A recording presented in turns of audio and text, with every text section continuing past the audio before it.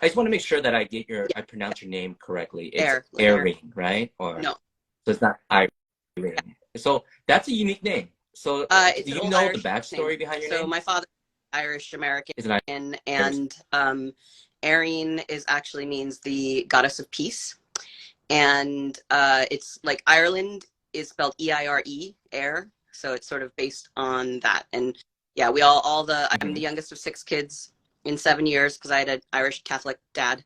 So I had lots of babies, and we all have very like sort of old school Irish names. Got it. So Yeah, so you are Irish yeah, Vietnamese, yeah. My here born here in America. Saigon. Okay. How much? But my We're dad was in that. the Navy. My I'm sorry. parents met and fell in love in Saigon and were married there, and then moved back to the U.S. in 1970.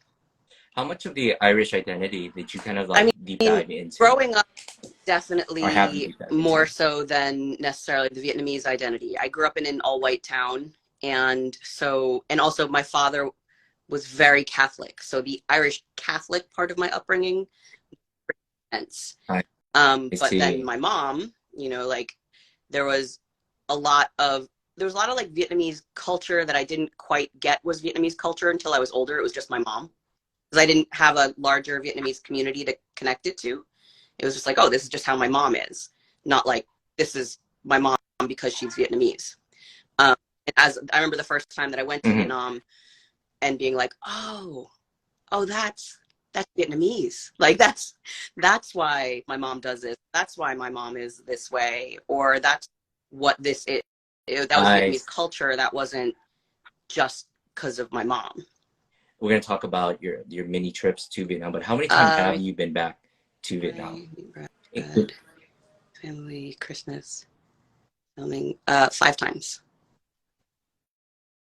5 times. Okay, because I can imagine each time there's a different you learn something new on Yeah, each it trip, is. and It's it means something every single differently. time I go. It's just and also because especially for me, there were 20 years in between two of the trips, and Okay. so that difference was insane. Going from 2003-ish, yeah, like 2003 to 2023 was like Vietnam was an entirely different place.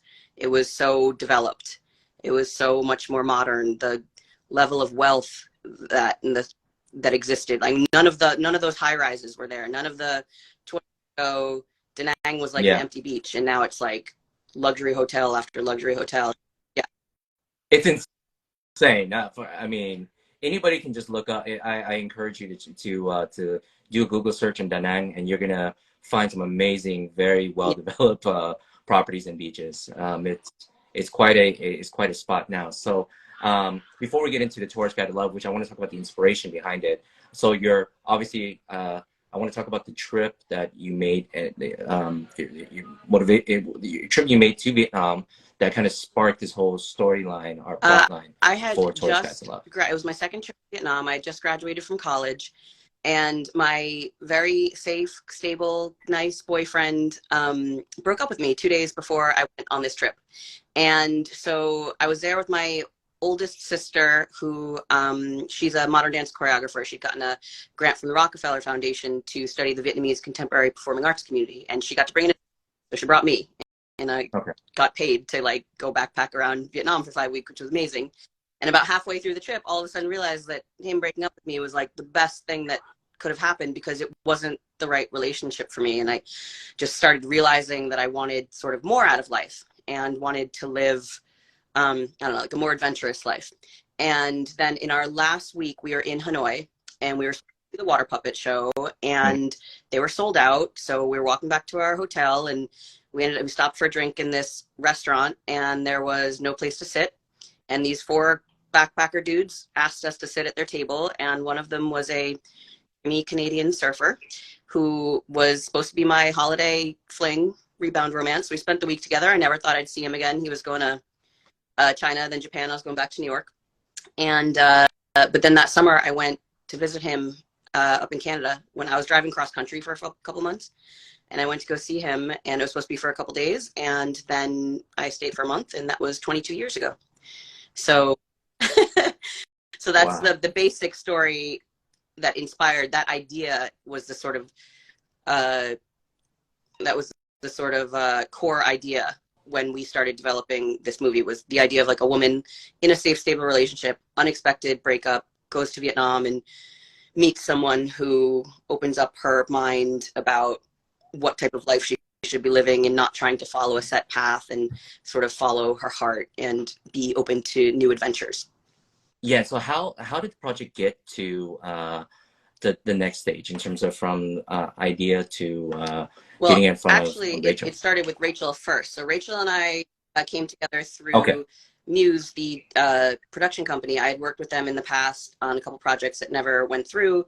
They were trying to put together a project with Rachel for Netflix, a rom-com, and the original project idea, a book that we were going to adapt, sort of fell through. And so then Rachel was like, well, what other ideas do you have, maybe? And so I gave them a couple different ideas, and that was the one. And one of them was this idea, and they chose that. And so then I just started developing it from there, and went through a couple different versions of what the character was and what she did, and like what the trip to Vietnam was about.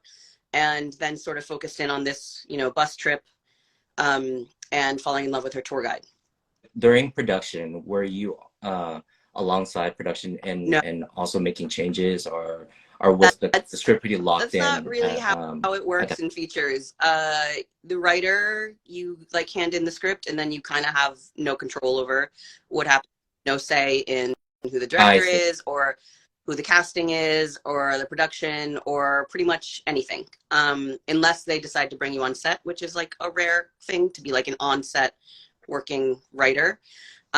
Usually they just make whatever changes they decide to make on the set as they're going through production. And there were a lot of things that had to change, like a couple locations had to change, a couple of different scenes were added. But I did get to go on set we were there for about a week. My husband and daughter, if you look on the beach scene in the background, in the very, very far back, you can see me and my daughter and my husband like in the water. Because we got to go visit the set when they were in the Hoi An scenes and the Da Nang scenes. We were there, and that was an incredible experience. That was, I hadn't been there in 20 years. It was my husband's first time meeting my family over there. It was my daughter's first time going to Vietnam. And so that combined with watching the movie being filmed was just an incredible experience. That trip last year was just like soul filling. The filmmakers did an amazing job of showing how romantic Hoi An is. That scene still to this day really takes my breath away. When Scott and Rachel exchanged Well, or that, laid the lanterns I was out like standing, I was like into right behind, I was having that. like probably 5 feet away watching that, and just being like, oh my God, this is so like, and just looking around the whole setting. And we took a boat ride, me and my husband and my daughter went down the river, and we put our lanterns in and made our wishes. And it really is just such an incredibly beautiful, romantic city.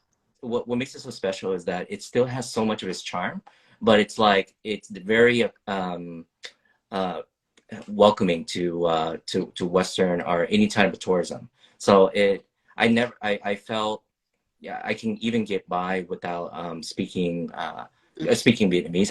My Vietnamese has gotten better, but I felt really comfortable Yeah, in Hoi yeah. An I mean, I don't and also in speak Da Nang. Vietnamese, so, and I could get around, and it's very manageable. It's not like this huge, crazy crush of tourists. It's like it still has all of its charm, all its little small village charm, and the mixtures of the architecture. And it's a UNESCO World Heritage Site, so it's like it was protected, and so the actual architecture is so beautiful. And so just walking, all you have to do is walk through the streets. Like you don't have to like do anything. You just walk through the streets, and it's so beautiful. It's such a one, and well, and you get clothes made. You get really, really good custom clothing made in Hoi An. Oh yeah, actually the tailor, which is that was featured in the film, I that was the one that was highly recommended from my tour guide when I was there. So when I saw that in the film, I immediately just I had a connection because my size is still it's still in the system. So if I needed to make a suit, on that topic, when you were talking about earlier that once a script gets sold are already kind of locked in, you don't really have any partake in it. So what about casting? Do you No, have no any say. kind of say in But they that did as a great well? But I was just gonna say, like, did you kind of agreed with the choices that you Yeah, I thought imagined when you're writing that the everyone they scripts? cast did such a fantastic job that even if some of the casting wasn't necessarily who I had envisioned, whatever those actors were, they did such an amazing job that after I watched it, I was like, oh yeah, no, that's who should have played this role. Everyone did. And I think like the supporting cast especially, they do have like such small little roles in there, but like every moment that they're on screen, I feel like they connected with the audience and did such a wonderful job of sort of framing the central relationship between Scott and Rachel. Now, with the choice of Scott, I mean, while you were writing this male lead, this really was did you envision this like long hair? They were gonna find this I like long mean, hair, I kind didn't of like envision hunky looking long or guy. short hair. I just envisioned like a hot Vietnamese man, and Scott definitely fits the bill for that one. And that scene, I mean, the from the very first pitch, I had that beach scene. I male, That, oh, my that male scene, yeah, objectification that you scene. got to be It there. was I had a very specific purpose with this, which is that I wanted to create a sexy Viet Asian male lead because that is not something that is portrayed enough in our culture, in America, in Hollywood, on screen. So I wanted to that I was like literally in my pitch, I'm like, slow motion, he gets out of the water, water drips down his body. Like we are, you know, checking him out. Everyone's thirsting over him. And I was always like, you can't cut this scene. Like whatever you do, this scene has to stay. You can't change the scene. And I think it came out great. We were there the day that he filmed it. Poor Scott. He like hadn't eaten a carb for like 4 months. I always tell the story about how like my daughter saw him at the breakfast buffet at the hotel, and she was like, I saw him put 4 hard-boiled eggs in his pocket. Why would he do that? I had to like explain to her about carbs. And then he was just like constantly doing like sit-ups and push-ups. And then that night he was like eating all the noodles, all the rice, once that scene was done. But yeah, no, it was I just I wanted there to be a like a romantic lead. I wanted an Asian romantic lead that gets the girl, that isn't just, and also isn't even, because sometimes there have been some movies where the Asian guy gets a girl, but they're still usually like the nerdy Asian guy, like, oh, the nerdy Asian guy gets the girl. But I was like, I know, I wanted to be like a hot, sexy Asian man. So I have a lot to expand on this because just so you know, Scott is actually a good friend of mine. I was a producer in a television show back in 2009, and I casted him as one of my hosts for a variety program. And it was the first kind of Vietnamese project that he worked on. And I built a friendship with him throughout the time. And so when he booked Tourist Guide to Love, he actually shared with me his preparation, and he took that particular scene in that he took it on, and he wanted to really represent for the Asian guys, because he does know that these types of opportunities don't happen often, and he knew that that scene he needed to look really really good. So I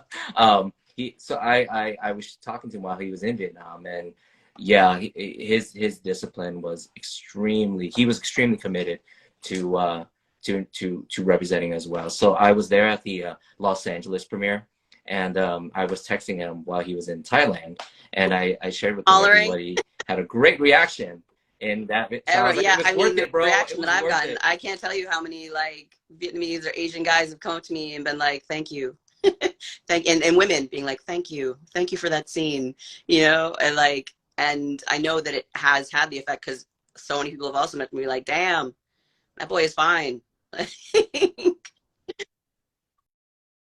And you know what?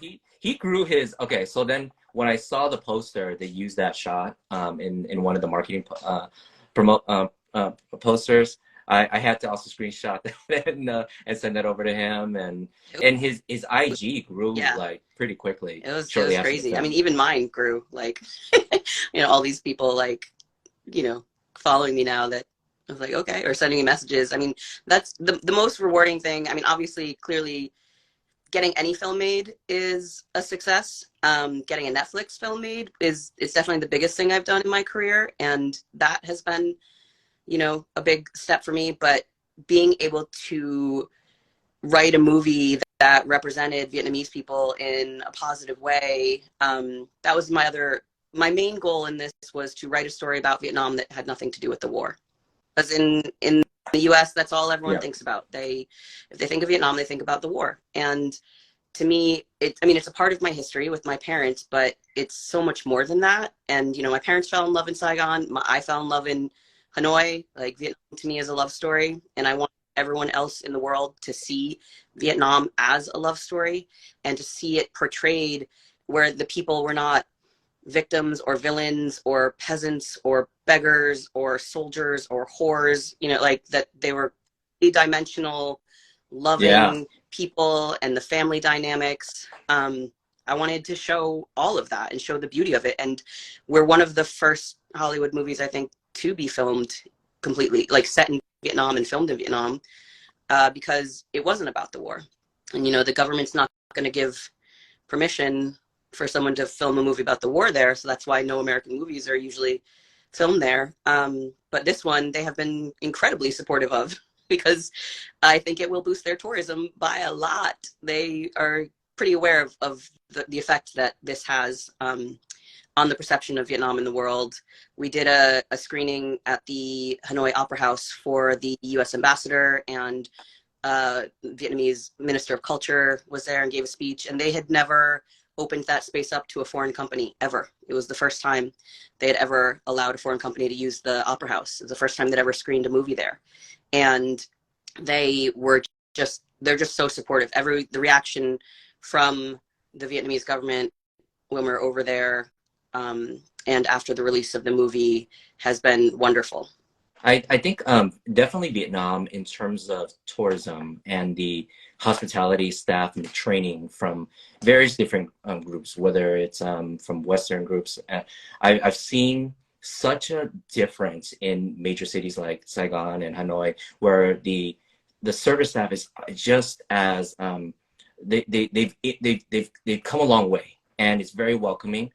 You can get almost any kind of budget experience. Imagine you mentioned backpacking was your first experience with while you were in Hanoi, but you can also have the luxury experience with or the ultra luxury Netflix experience was paying now. when I was over there this past time. Like, it was insane. The level of luxury that exists over there now was shocking to me. There's this like Crazy Rich Asians level of luxury that I was just blown away by. I 100%. had no idea that existed in Vietnam to that extent. And I'm staying in these, you know, fancy suites, and we're going to all these fancy places. And it was just like, whoa, because like I said, like, you know, when I was there before, I was backpacking.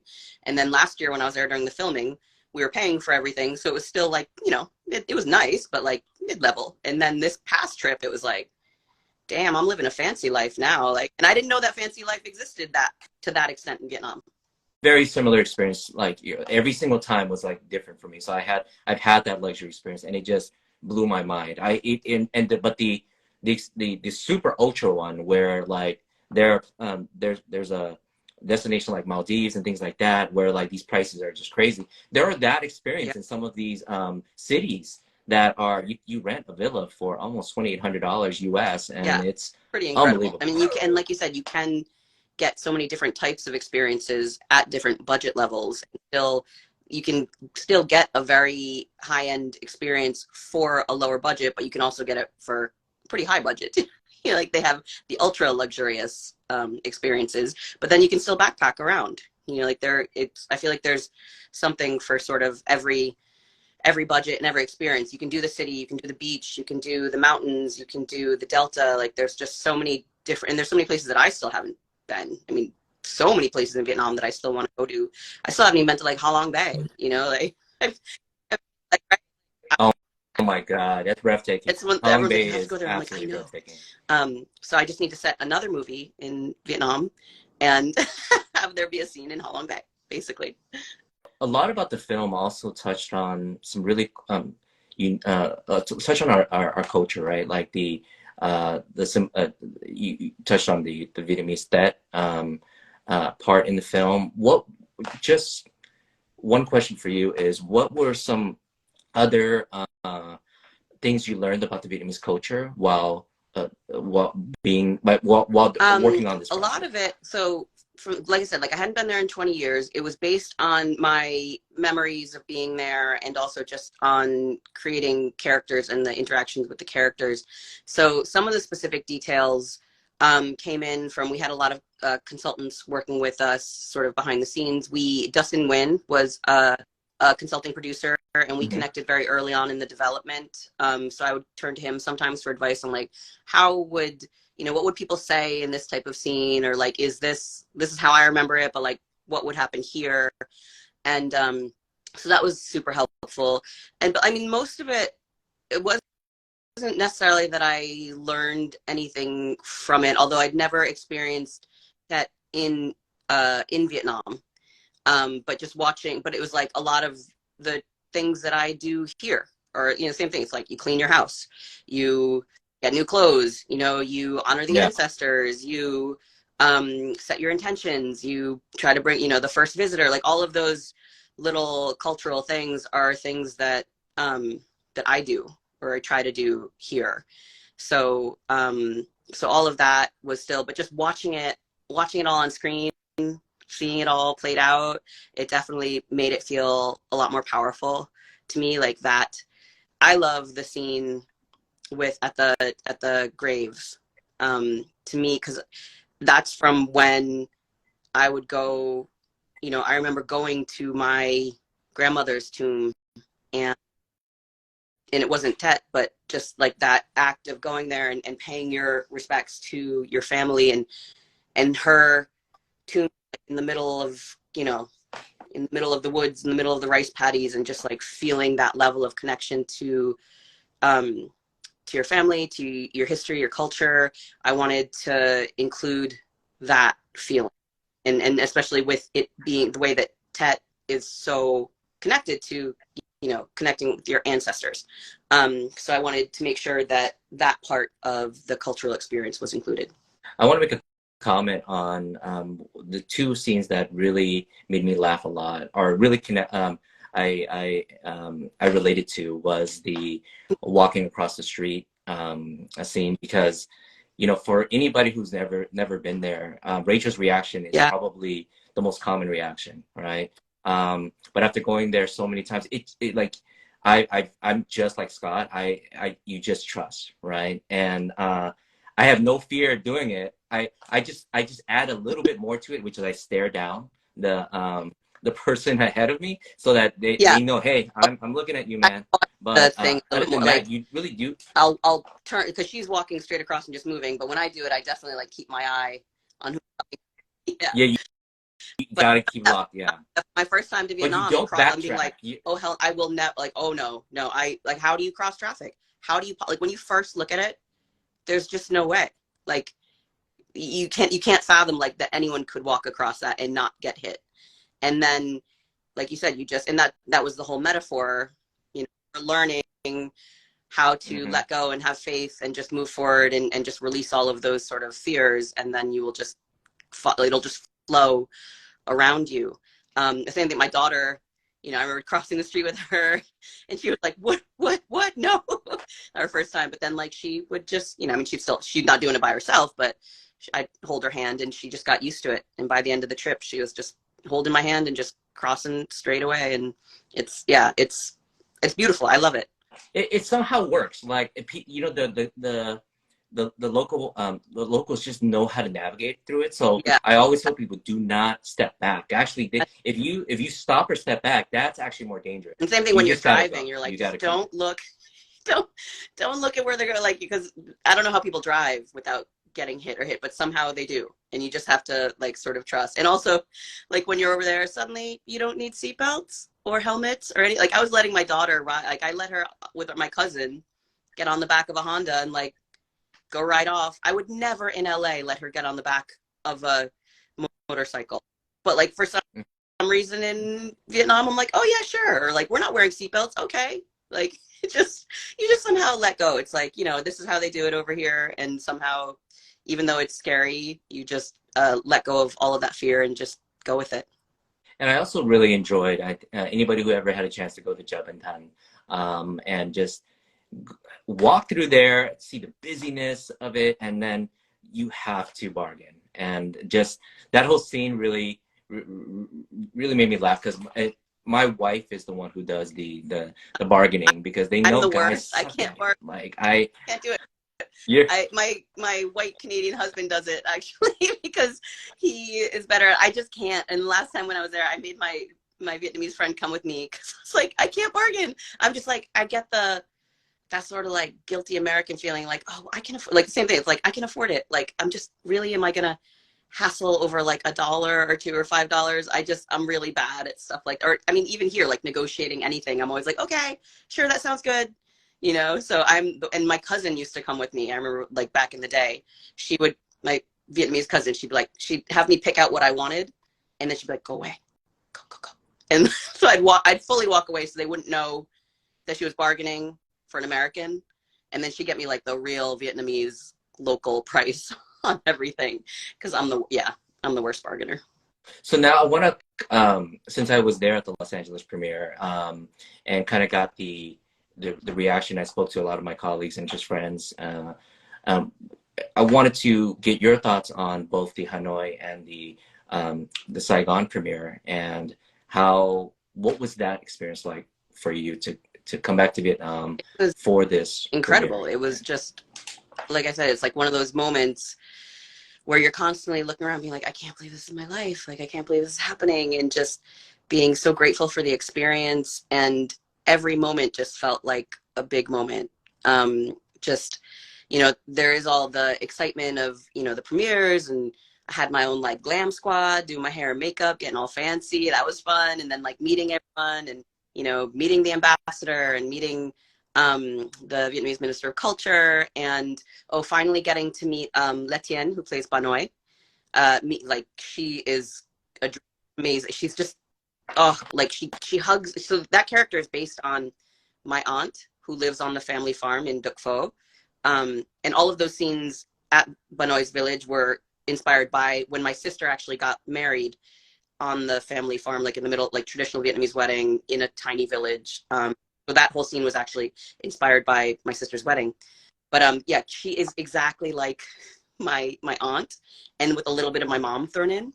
And my cousins, my second cousin, so my cousins' kids who are like in their 20s, came to the Saigon premiere, and their Banoi is my aunt, and I introduced them to her and was like, yeah, they after the movie they're like, you are my Banoi, like you are her, like, oh, they're like, you got her so well.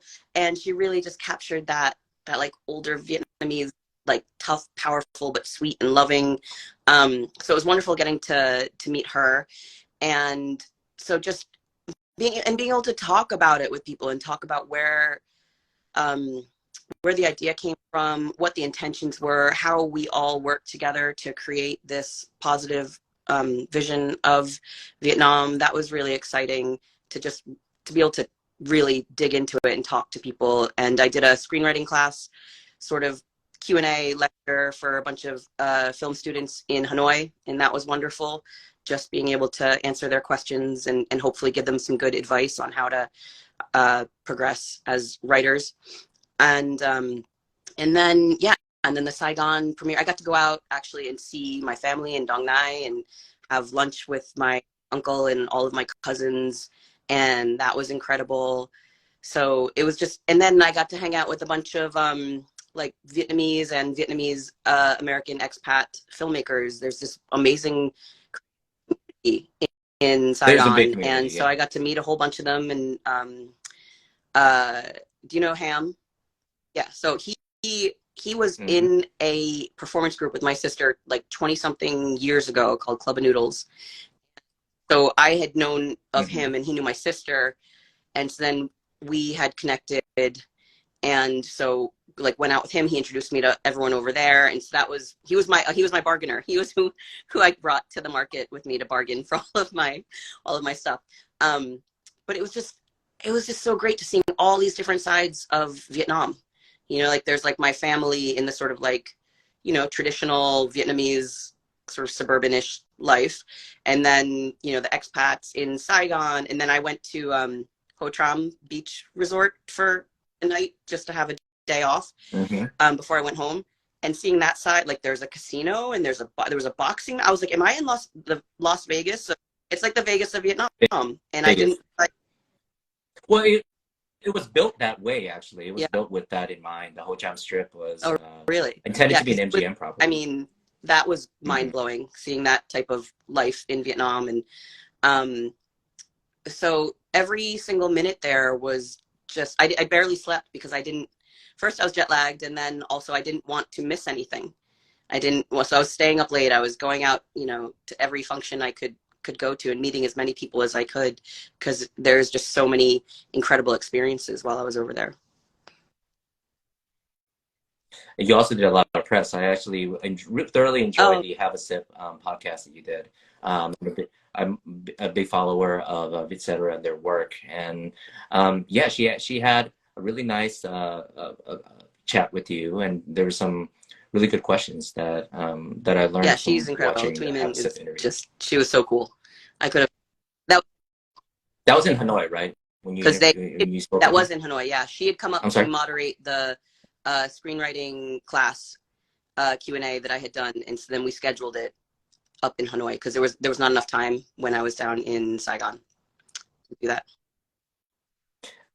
So I want to go back to Hanoi because while at the LA premiere, I think amongst the folks in my role and everyone after at the reception, I think she was the scene stealer in a sense of her energy was. I think it was her relatability. I think everyone felt she captured a similarity to most whether it's an auntie or a grandma themselves, and it was the sweetness of how much she really wanted the two of them to work. She saw that she saw that immediately between the two characters and wanted her grandson to really find love. And just her mannerisms. I absolutely, every time she was on screen, I don't think there was anybody who did not react to her. So I would love to meet her as well. So it was, I can imagine. She is absolutely incredible. That energy that she has as Hanoi is the energy that she has as a person. She's just so full of love and joy and gives the best hugs. And she like sang me this lullaby from Quang Ai, and it just like made me cry. And she was so wonderful, and she really brought so much to it, and she was everything I had imagined, every single thing I could wanted for that character.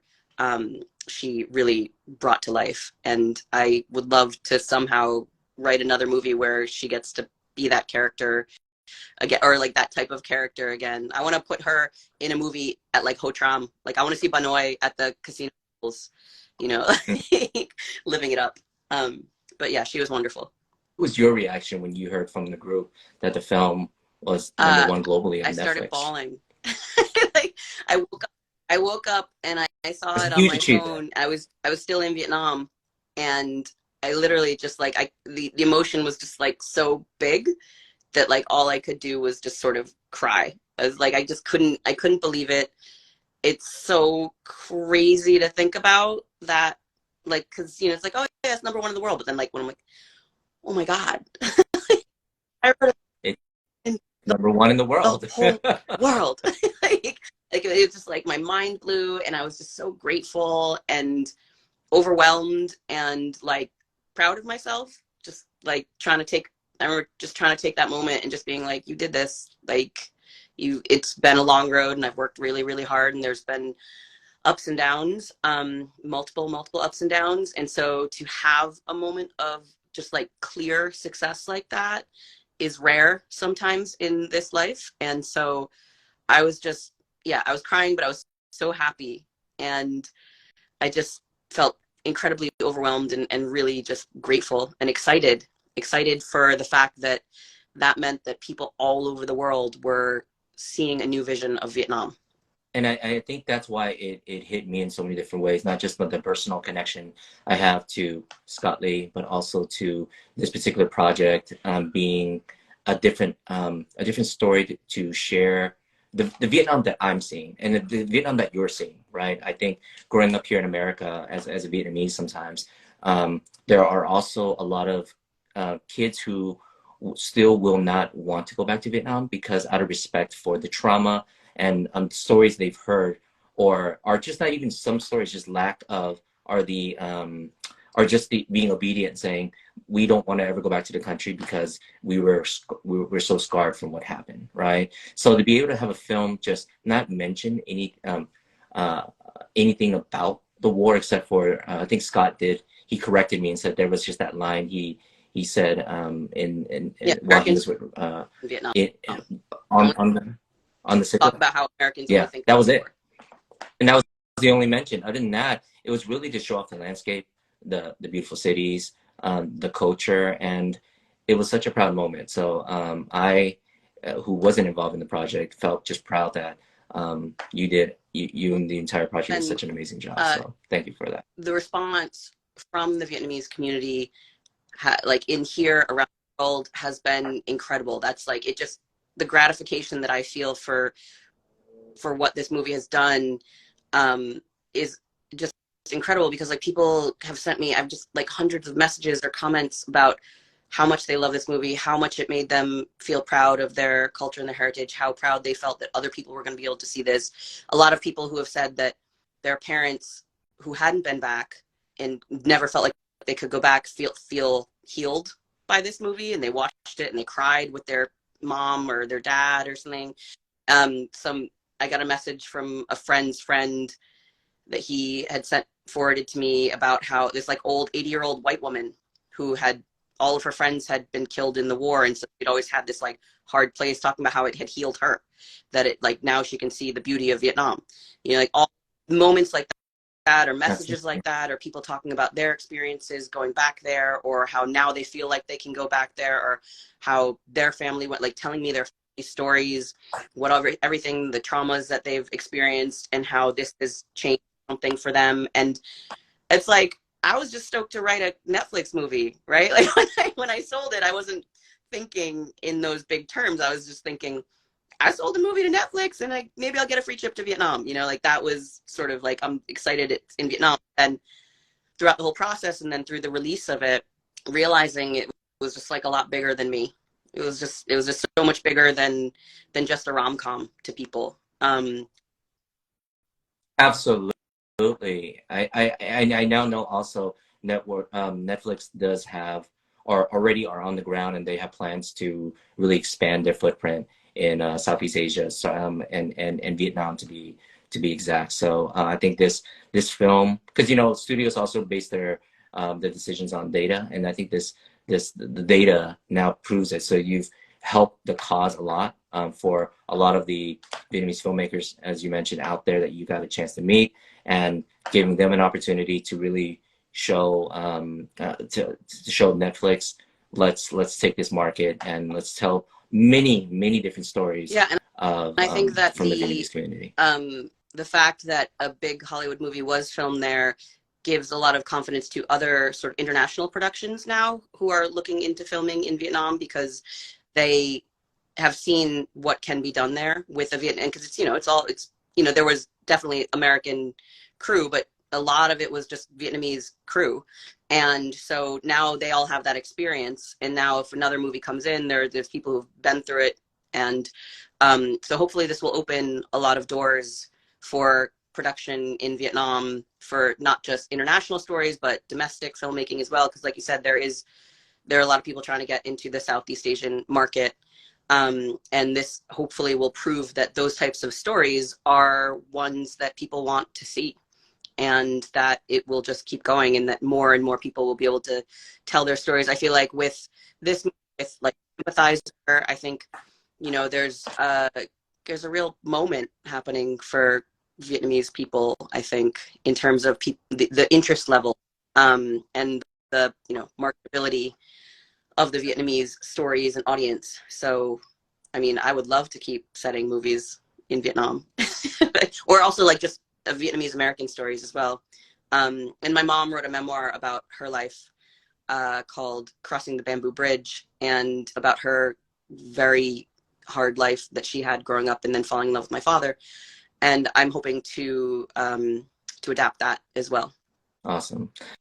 I do want to talk about something back at home here, but so I know that although this was not your yeah your first screenplay that you got picked up, it was your first one for Netflix, but you you've been a screenwriter for some time. So can you share a little bit about maybe some of the previous projects you Yeah, worked I on mean, before Tourist mostly Festival? for the past couple of years, I've been writing, the ones that have gotten produced are Christmas movies. I started writing Christmas movies a couple of years ago. I hadn't sold anything for a long time and read an article about how they were making, like, between Netflix and Lifetime and Hallmark, they were making like 100 Christmas movies a year. So I was like, ooh, and I love Christmas movies. So I was like, I'll want to write a Christmas movie. So I sold an idea to Lifetime, and it was called A Sugar and Spice Holiday. And it was the first Asian centered uh, Christmas cable movie ever. They had had ones in the past where it was like, an Asian lead, but just that one character usually. But this was about an Asian family, I mean, it's literally just the same formulaic. They like a woman goes back to her small New England hometown and enters a gingerbread baking competition and falls in love with her high school sweetheart. But like everyone was Asian, and they're having the Christmas dinner, but they're eating with chopsticks and they're making jokes about stinky tofu. And there's the altar on the family altar, and so it just no, for me, like a big one of my goals is to normalize the Asian experience so that it's not this exotic thing. It doesn't have to be it doesn't Yeah. have to be a big crazy dramatic story. It's just like, because most of us are just sort of living our lives, and it's not the only part of our identity. It's an important part of it, but it's not like every single moment of our life I'm like, I'm Asian, I'm Asian, I'm Asian. It's just like you're just going through your life. So I try to do that a lot with the writing that I do, and I write I write romantic comedies and family comedies, and so I'm always trying to present, even if it's a white centered story, like trying to get the Asian character in there or more diversity in the stories. So I did two Christmas movies this year. One was called The Christmas Spark with Jane Seymour. The other one was called 12 Hmm. Days of Christmas Eve with Kelsey Grammer. And so, and I will, at some point after the strike ends, we'll write another one for Lifetime. And I'm working on a different movie for Hallmark.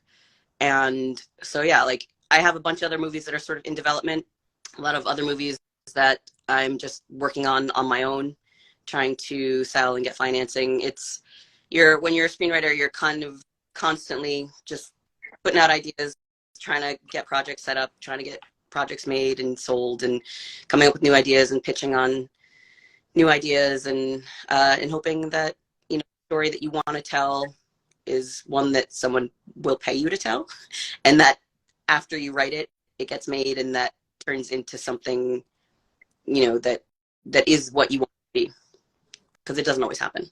I wanted to highlight that part because I have such a respect for storytellers. I find storytellers in various different mediums to storytell is so critical to creating visibility, creating awareness, and just creating general education or edutainment, or educate, to folks. So, and I bring that up because I do wanted to shed a little bit of light on here in America, the writer strike, because I'm not so well versed in terms of what the terms are, but here in America, there are a lot of groups. I work in the supply chain space and the trucking industry. A lot of the truck drivers are going on a strike of their own. So can you just kind of give a little bit of context to what the WGA, the writer strike is fighting It's pretty for? intense. We're sort of, if you look at the bigger issues, it's very much like we're fighting for the ability to survive, or have writing Wow, to be a survive. profession, to have it be a career instead of just like a one thing here, one thing there. Because as a lot of it has to do with streaming, getting residuals. People definitely think that I am rich now, that I had a Yes. make any more money off of it. Hmm. That you don't. Yeah. That's one thing I actually wanted to touch on was what's some of the misconceptions of screen, like once you saw the screenplay, like I think what are some others Yeah, because besides you don't everyone get thinks streaming you're getting residuals. residuals? So that's one of the things we're fighting for in the strike, is to get residuals for streaming. Um, and I mean, people think it's a very glamorous life because I post pictures of myself at premieres and at fancy parties, but like I'm literally talking to you from my laundry room, which is also my office. Like that's the reality, is that 80% of my time I'm like in my pajamas in my laundry room writing, or staring at the ceiling, or writing in my minivan, or writing at the library, in between picking up my kid from school and taking her to, karate and piano. So it's really not like every once in a while you get to meet a movie star, or something goes on the air and you get to, come on interviews like this. And but the majority of the time writing is very not glamorous, and it's a grind. And you are often in Hollywood, the writer is sort of at the on the lowest on the power structure. Um, so yeah, like you can, when you write a feature especially, they can take it from you, they can rewrite you, they can do whatever they want with your script, and you don't have any say in it. So what goes up on the screen is not always what you wrote. Your movie that you had no control over, you just have to, like when people blame it on a weak script sometimes, I never blame a bad movie on the writer anymore. I never, because I know that the producer or the director or the actor or someone else, even from the very beginning, is in control of the story that gets told, and you do the best you can to try to tell the story in a good way within those parameters, because you want it to get made. And if you don't make those changes, they will fire you and they will hire someone else. So it's always, you have to learn to be collaborative and to compromise a lot, and to try to keep your vision intact within external sort of forces telling you what they want and what they don't want. But that being said, I mean, it's amazing. it, it's Wow, a that's a dream job, but it's lot. still a job. You're always hustling for the next one. There's no job security. You think you get to a certain level that maybe you wouldn't have to hustle so much, but maybe some people are there. I'm not there Still a yet. hustle. There's always like a hustle involved. You're always trying to get your next job. You're always trying to pitch your next story, and you're always trying to get, because you're really passionate about it. Like a lot of these stories that I tell, I'm super passionate about, and I really, really want to tell them. But the only way to tell them is if you can convince someone else that they need to put millions of dollars into making that story that you want to write. So there's that. The writer's strike. Another issue in the writers, a huge issue is AI right now. That, I mean, that really popped up. We were talking about it Wow, yeah, 6 months yeah, ago when we were yeah. talking about our strike issues. It was streaming residuals. It was mini rooms. It was free work. And then 3 months ago, suddenly it became, oh, damn, we gotta make sure we get AI protections into the contract, because what'll eventually end up happening if we let them is that, because right now in the contract it says it has to be written by a human, but what they could do is use AI to come up with a script being like, I want a romantic comedy set in the Philippines, with, a pop star and a restaurant owner, and like put in all of those details and come up with a crappy script. And then you hire a human to sort of polish it for not a lot of money. And that way it's written by a human, but then the writer doesn't really make any money, and then you get crappier movies. But that's what we see happening. That's what we think they will do. That's what we know they will do. Wow, no, you know what? That also I can see the concern there, the point that you're fighting for, because I am aware of the term, like there's script polishers, and you're right. A person could, you can just have the skeleton written and then just hire somebody to polish the script, and it's a fraction of the cost of what would be to have a lead writer come Yeah. on and create And it's an issue also for the whole actors project. as well. Like that's another big one for Wow. actors. And why they might go on strike as well is because they could, if we don't rein in AI now, they could take the likeness of an actor and their voice and their face and everything, then create an artificial movie using that, so that someone could type in like, I want, Kate Blanchett to play a pirate in, this action movie. And then it's all created digitally, and that actor doesn't get, paid because they've signed their rights away or something, like things like that. Like that's the sort of, and people are like, oh, what are you talking about? That's crazy. But like, you have to look 10 years down the line, because now Yeah, they renew every 3 exactly. years, but every step, if we waited 3 years to fight this and they're already using AI to create scripts, we can't pull that back.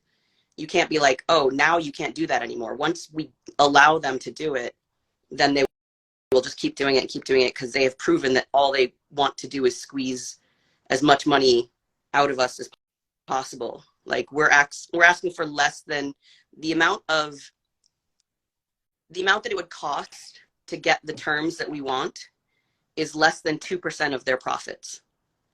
Like, and our work is what creates those profits. Like, we are the ones, without a writer, no shows would exist. Nothing. And so we make the 100%. only we make the only content, the only thing that they sell, and yet they don't think we are valuable. And so that's why we had to go on strike, is just to be like, to stand up for ourselves and say, no, like we deserve to be, and we're not even asking, we're like literally, and these are just for minimums. These are like for fair pay, you know, because the minimum set in the contract, you know, like if you write a TV show, you work on a TV show, like, or a movie, like there's a bare minimum of what they can pay you. And hopefully you get more as you know, go up in experience and success. But it was like 10 years ago, something like, I mean, I might be getting this wrong, but like 10 years ago, it was like 15% or 20% of writers were working at minimums. And 10 years later, 50% almost of writers are working at minimums. Like more and more people are only getting that minimum level. And even though it might seem like a lot, sometimes to some people, it's like, first you got to pay out all the commissions and the taxes, and then it's spaced out over, you know, if you only sell one feature a year, that's because it's hard to sell, and it's not, it doesn't work out. And then they make you do all these extra drafts. Like suddenly you're not even making minimum wage if you look at the hours that you've put in to some of these scripts. So yeah, and it's great, like the unity of the guild right now, and the energy right now is wonderful. We're all very committed to the cause, and writers are very stubborn. So I think we'll go for as long as we have to, but hopefully it doesn't last too long. Hopefully the other side realizes that what they stand to lose by keeping the strike going, and hopefully they'll make a deal. And maybe, I mean, the Directors Guild and Screen Actors Guild, their contracts are also up. So if we all go on strike at the same time, then and really shut everything down, then hopefully that will bring them around. Yeah, I just want to be able to take this time to kind of create awareness to it, for myself, and also just for everyone who's watching, to so we could not only support or empathize, also everything that you guys do, because storytelling and the work you guys do is absolutely important. It was definitely important during the time of when things were really tough, and we leaned on phenomenal movies and television to kind of get through our day. But your livelihoods you needs to be, your livelihoods need to be kept up, right? And it needs to be, you need to be able to have to be able to make a living from all this, and not to have to continue to keep keep So, hustling from project to project. To me, like, storytelling is so powerful in all its forms, you know, not in film, in TV, in music, in books, in plays, even just in conversation. I just feel like everyone needs to tell their own story and realize that their stories are worthy of being told and worthy of being heard, and feeling empowered to tell their own stories. And the fact that stories and pop culture really can change the world. Like the U.S. ambassador at the Hanoi Opera House, he gave this speech and he was talking about soft power, and the idea that, you know, there's hard power, there's government power, there's, you know, military power, but then soft power is basically like change through cultural exchange. And the idea that with this movie, you know, so many people are so dismissive of romantic comedies. They're like, it's just a rom-com.